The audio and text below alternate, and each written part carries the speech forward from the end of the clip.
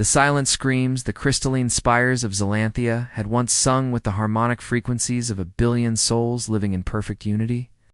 Now they lay shattered across the pale blue landscape, their musical voices silenced forever by the thunderous roar of Korthok plasma cannons. Elder scientist Vera pressed her translucent palm against the reinforced viewing port of the emergency bunker, watching another section of her beloved city collapse into glittering fragments. The Zilani were a species of living crystal, their bodies resonating with pure energy that allowed them to communicate through harmonic vibrations across vast distances. For 12,000 years, they had been the galaxy's musicians, artists, and philosophers. Their world was a symphony made manifest, each building, each pathway, each garden designed to create perfect acoustic harmony. They had never known war, never developed weapons beyond simple mining tools, never imagined that such beauty could attract such terrible attention. Elder Vera came the soft chime of her assistant, young Cathara, whose crystalline form flickered with anxious blue light. The Korthok ground forces have breached the 4th Harmony District. Our acoustic defenses are proving useless against their sonic dampeners. Vera's form pulsed with deep purple grief. The Korthok Empire had arrived 6 months ago, with a simple demand: submit to imperial rule or face extinction.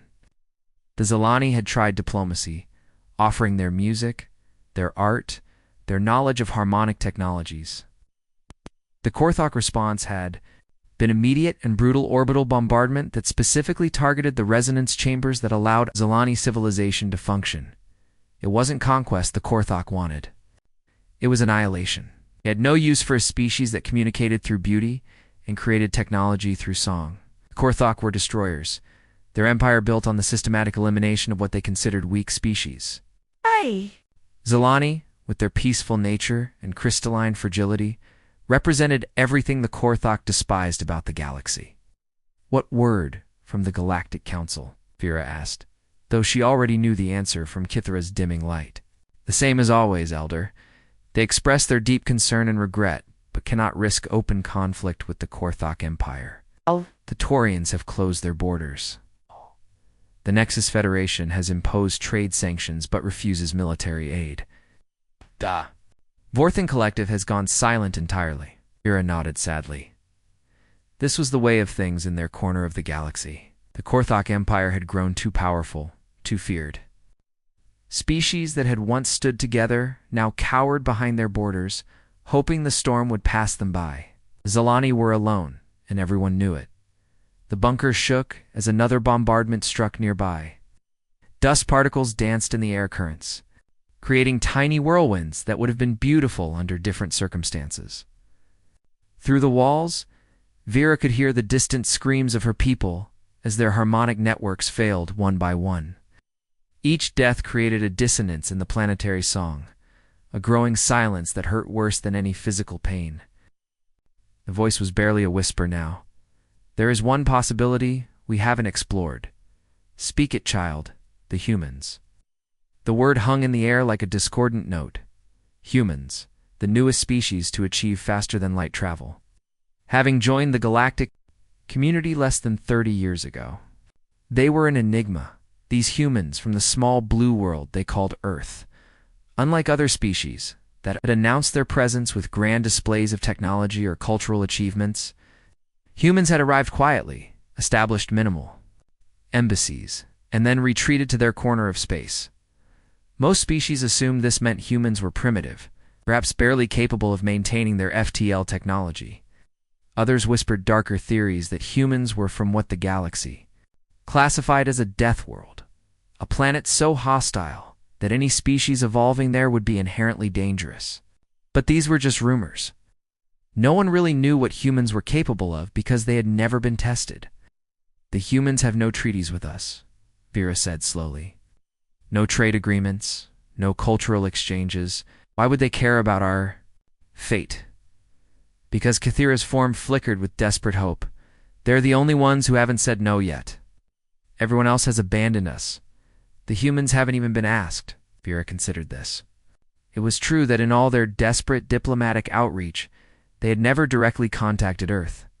Humanity seemed so isolated, so removed from galactic politics, that it hadn't occurred to the Zilani leadership to seek their aid. What did they have to lose now?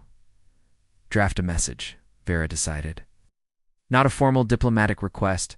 We don't have time for protocols. Send it as a simple distress call. Tell them who we are, what's happening to us, and ask if they can help in any way. Kithra's light brightened slightly as she began composing the transmission. Unlike the flowery, diplomatic language the Zilani typically used, this message was stark and direct to the government and people of Earth.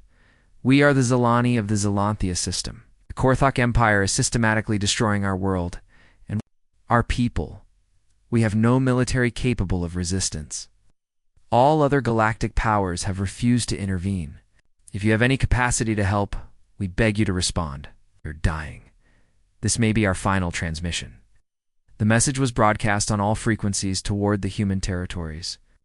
Cutting through space at faster than light speeds, within hours, it would reach Earth's communication networks. But would anyone there care about the fate of a distant crystalline species they'd never met? The answer came sooner than anyone expected. Elder Vera. The communications officer's harmonic voice cracked with shock. We're receiving a response from Earth. Direct transmission from their defense command. The main screen flickered to life, revealing a human face.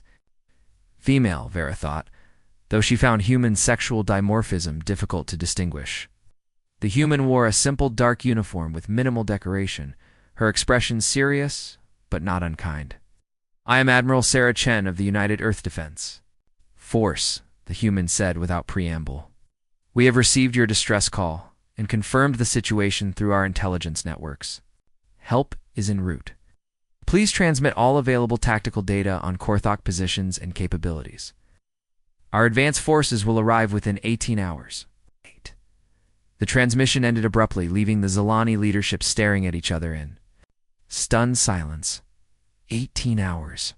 The nearest human outpost was at least 4 days away at maximum FTL speed. It was impossible. Could they have ships already in our sector? Kithera asked hesitantly. Our sensors would have detected them, the defense coordinator replied. There are no human vessels within 3 systems of here. And how? ... Vera began, but her question was answered by a new alarm. Multiple FTL signatures detected, the sensor operator called out. Massive fleet emerging from hyperspace at the edge of the system. On the tactical display, hundreds of new contacts appeared as if from nowhere.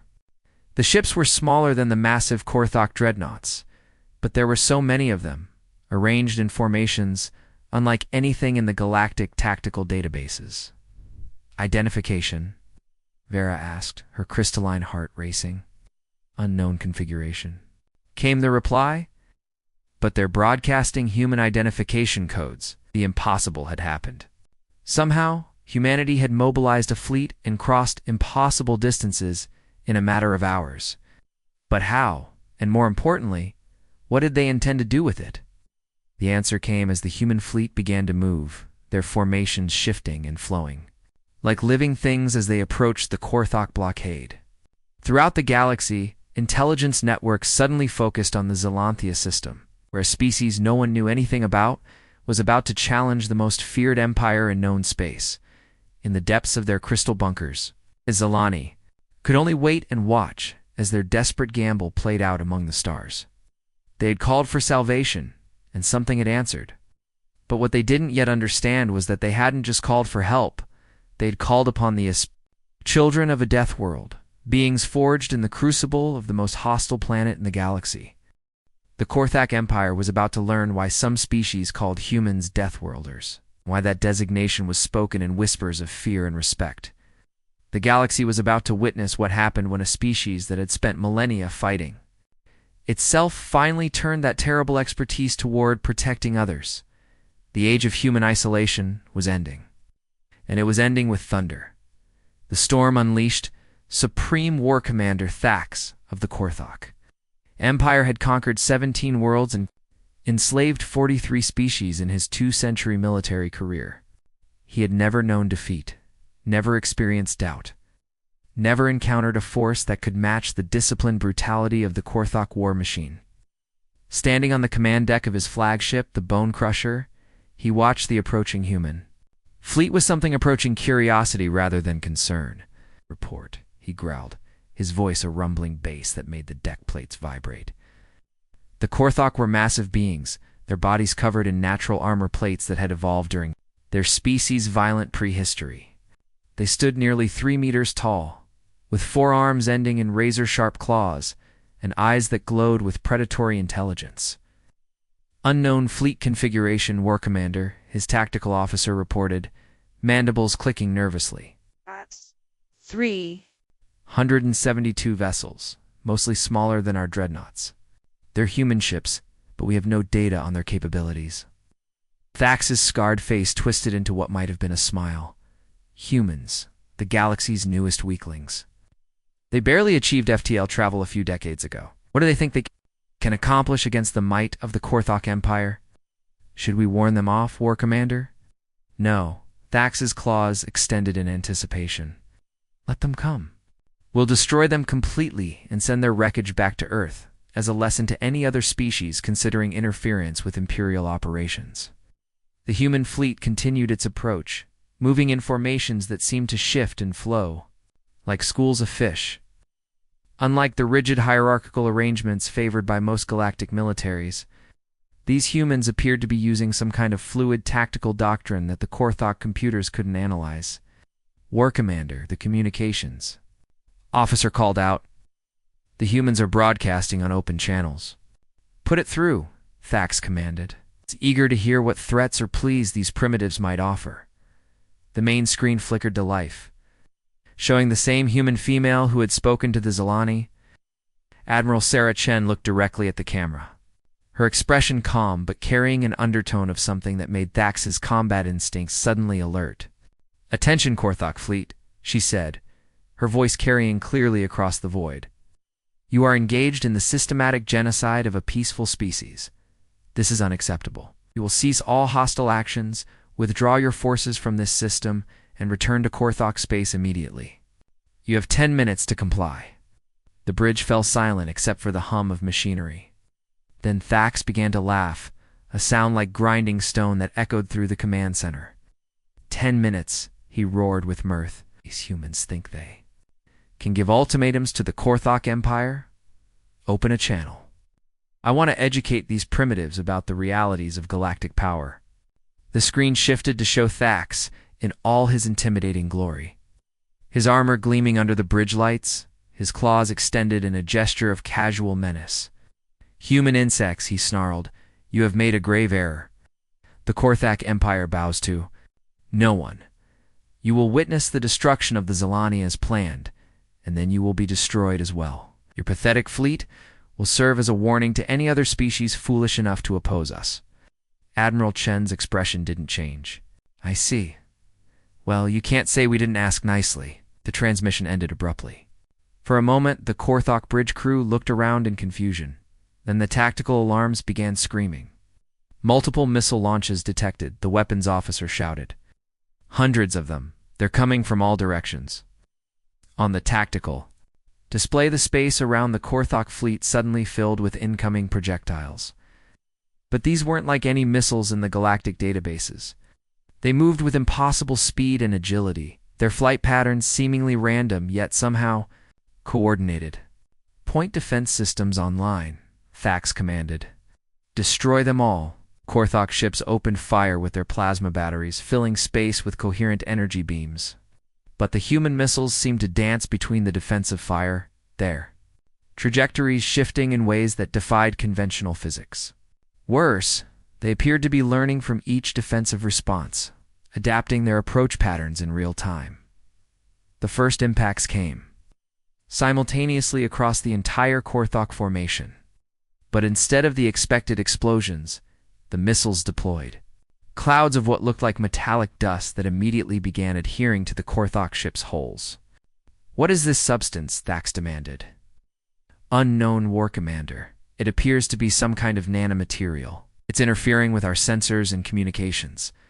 Before Thax could respond, the human fleet attacked in earnest.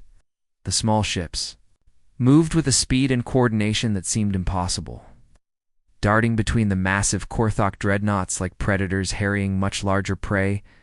Their weapons were unlike anything in the galactic military databases, focused energy beams that seemed to bypass shields entirely, kinetic projectiles that struck with the force of asteroids, and stranger weapons that seemed to cause Korthok ships to simply stop functioning. How are they moving so fast? The tactical officer cried out as another dreadnought exploded in a brilliant flash of light. Their acceleration rates are beyond anything we've seen. The truth was becoming horrifyingly clear. The humans weren't just using superior technology, they were using tactics that no other species had ever developed. Where other galactic militaries relied on massive ships and overwhelming firepower, the humans had developed something else entirely, a way of war based on speed, adaptation, and lethal precision. On the surface of Zallanthia, the surviving Zalani watched the battle unfold with amazement and growing hope. Elder Vera's crystalline form pulsed with colors that had no names, emotions too complex for simple description. The humans were winning, but the manner of their victory was unlike anything she had ever imagined. "Look at how they fight, Kythera," whispered her harmonic voice filled with awe. "They don't just attack, they're thinking, adapting, learning from every exchange." It was true. The human fleet seemed to treat the battle like some kind of deadly puzzle, constantly adjusting their tactics based on Korthok responses. When the Empire's forces tried to form defensive formations, the humans flowed around them like water. When the Korthok attempted to concentrate their firepower, the human ships scattered and attacked from unexpected angles. It was as if they were fighting an opponent they understood completely while remaining utterly incomprehensible themselves. The tide of battle turned decisively when the human fleet began targeting the Korthok command structure. Using precision strikes that seemed to ignore the laws of physics, they systematically eliminated the Empire's command ships, leaving the rest of the fleet leaderless and confused. War Commander Thax found himself in an impossible situation. Half his fleet was destroyed or disabled, his communications were compromised, and his enemy showed no signs of slowing down. For the first time in his military career, he was forced to consider the unthinkable.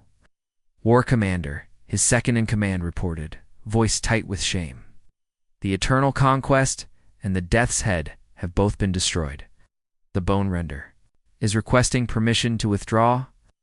Thax stared at the tactical display, watching as his supposedly invincible fleet was systematically dismantled by creatures he had dismissed as primitives. The humans weren't just winning, they were making it looked easy. "Open a channel to the human fleet," he said finally, the words tasting like poison in his mouth. Admiral Chen's face appeared on the screen once more, still calm, but now with a hint of something predatory in her eyes. "Are you ready to discuss?" "Terms, War Commander, what are your demands?"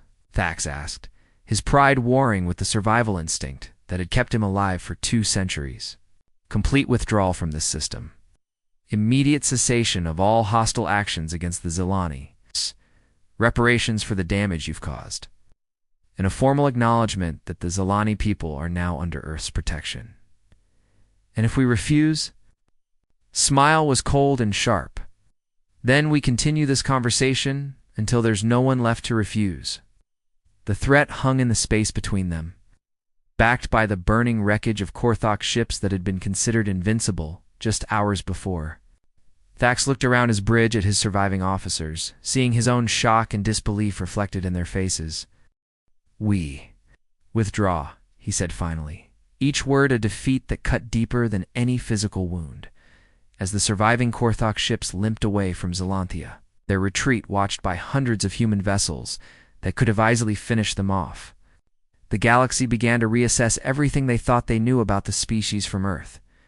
The age of Korthok domination was ending, brought to a close not by a grand alliance or superior numbers, but by the calculated intervention of beings who fought like nothing the galaxy had ever seen before. The whispered rumors about humans being from a deathworld suddenly seemed less like speculation, more like a warning that everyone had failed to heed. The new reality, the aftermath of the Battle of Zallanthia, rippled across the galaxy faster than light itself. Within days, every major government, military command, intelligence agency had received detailed reports of how the seemingly invincible Korthak Empire had been humbled by a species, most considered primitive newcomers. The implications were staggering and immediate. On the crystalline world of Zilithia, the reconstruction had begun with an efficiency that surprised even the grateful Zilithia.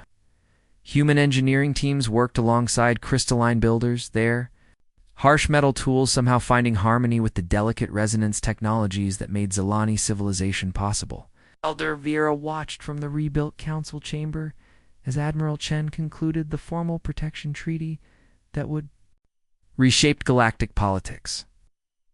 The terms are simple, Chen explained, her voice carrying clearly through the chamber's restored acoustics.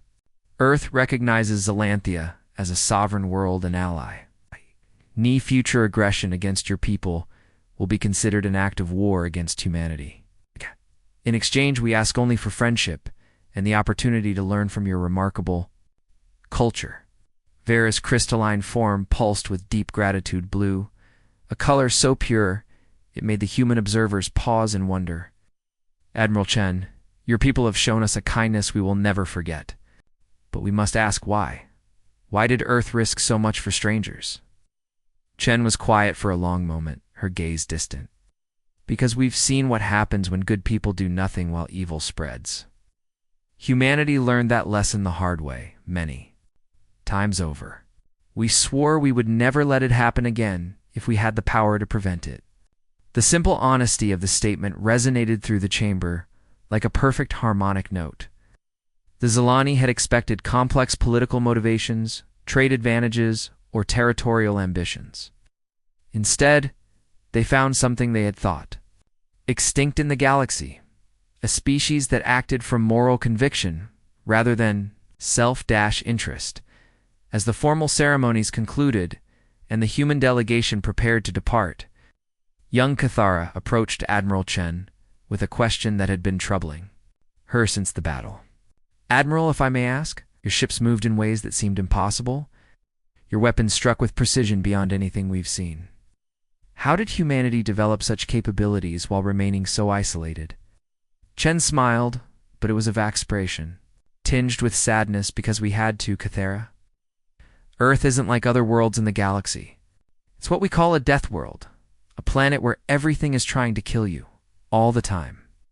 Predators, diseases, natural disasters, climate extremes. Meant for millions of years, anything that lived on Earth had to be fast, adaptable, and ruthless. Or it died. She paused, looking out at the rebuilding city where human and Zilani worked side by side. But the worst part wasn't the planet itself. It was us. Humans spent thousands of years fighting each other. Wars over territory. Resources, ideology, sometimes just because we could. We nearly destroyed ourselves dozens of times. We learned to fight because we had no choice. Got very, very good at it. And when you reached the stars? Cathara asked softly. We hoped to find something better. Instead, we found empires like the Korthok species that reminded us of our own worst impulses. We realized that all our hard-won knowledge of warfare, all our adaptations for survival, they weren't just relics of our violent past. They were tools we could use to protect others from the same cycles of violence that nearly destroyed us. The conversation was interrupted by an urgent communication from Earth. Admiral Chen stepped aside to take the call, her expression growing serious. As she listened to the report, "What is it?" Vera asked when the Admiral returned. Long-range sensors are detecting massive fleet movements throughout Korthok space.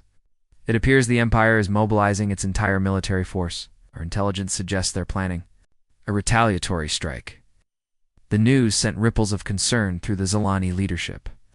The Korthok Empire controlled over 200 worlds and commanded fleets that numbered in the thousands. Even after their defeat at Zilithia, they remained one of the most powerful forces in the galaxy. How many ships are they assembling? Vera asked, her form flickering with anxiety. Current estimates suggest over 2,000 vessels, including their entire dreadnought fleet. It's the largest military force ever assembled in this sector of the galaxy. The chamber fell silent as the implications sank in. The Korthok weren't just planning revenge, they were preparing for total war. The question that hung unspoken in the air, whether humanity was prepared for such a massive conflict. Chen's expression remained calm, though those who knew her well might have noticed the slight tightening around her eyes. The President has authorized a full mobilization of the Earth's Defense Force. Additional fleets are being deployed to protect our allies and deter further aggression. Meanwhile, on the distant throne world of the Korthok Empire, Supreme Emperor Voss received the final reports from his military commanders with cold fury. The defeat at Zalanthiya had been more than a tactical loss. It had been a blow to the fundamental ideology that held the empire together. The Korthok way was built on the principle that strength was the only truth, that the weak existed to serve the strong. If humans could defeat them, what did that say about Korthok's superiority? "The entire fleet is assembled, Divine Emperor," reported Grand Admiral Crux, his scarred face grim with determination. "Every dreadnought, every battlecruiser, every available warship in the Empire. We have overwhelming numerical superiority. Numbers mean nothing if these humans fight like they did at Zalanthiya," Voss replied, his voice a low growl of frustration. "What have our analysts discovered about their capabilities? Their technology appears to be based on principles we don't. Understand, Divine Emperor? Their ships move with impossible agility, their weapons penetrate our defenses as if they don't exist. Their tactics adapt faster than our computers can analyze them." Voss slammed his massive fist on the throne's armrest, cracking the reinforced metal. "Then we will crush them with sheer numbers. No matter how advanced their technology, they cannot defeat the entire might of the Empire." But even as he spoke, the words doubt gnawed at the Emperor's mind. Reports were coming in from across the galaxy of other species that had begun to look toward Earth with new respect. Trade delegations were being sent to human space. Diplomatic overtures were being made. The balance of power that had kept the galaxy stable was shifting, and the Korthok Empire was no longer at the center of it. In the depths of space, human fleets moved with purpose and precision. Unlike the massive formations favored by traditional galactic powers, the human ships operated in smaller, more flexible groups that could respond quickly to changing threats. They had learned the lessons of asymmetric warfare well, and they were applying those lessons on an interstellar scale. Admiral Chen stood on the bridge of her flagship, the UES Indomitable, watching the tactical displays that showed the approaching Korthok Armada. The enemy fleet was massive, impressive, and utterly predictable. The Korthok were still thinking in terms of conventional warfare, still believing that superior numbers and firepower could overcome any opposition. They were about to learn why humans had survived on a deathworld for so long. "All ships report." "Ready, Admiral," her tactical officer reported. "The Korthok fleet will be within engagement range in 6 hours." "Signal the fleet," Chen ordered. "Implement Protocol 7. It's time to show the galaxy what happens when you threaten our friends." Across human space, the news of the impending battle was met with grim determination rather than fear. Humanity had hoped that their intervention at Zalanthiya would be enough to deter further aggression. Since diplomacy had failed, they would have to speak in the only language the Korthok understood. The stage was set for the largest space battle in galactic history. On one side, the massed might of an empire that had dominated through fear and brutality for centuries. On the other, the children of a deathworld who had learned to fight not for conquest, but for the protection of those who could not protect themselves. The galaxy watched and waited as two fundamentally different philosophies of power prepared to clash among the stars. The outcome would determine not just the fate of humanity in the Korthok Empire, but the future of every species that called the Milky Way home. In the end, the universe would learn that when you call for salvation and Deathworlders answer, you don't just get rescue, you get a fundamental change in the rules of existence itself. The age of human isolation was over, and the age of human guardianship was about to begin with the thunder of battle and the promise that no peaceful species would ever again face annihilation alone. The Deathworlders had come to stay, and the galaxy would never be the same.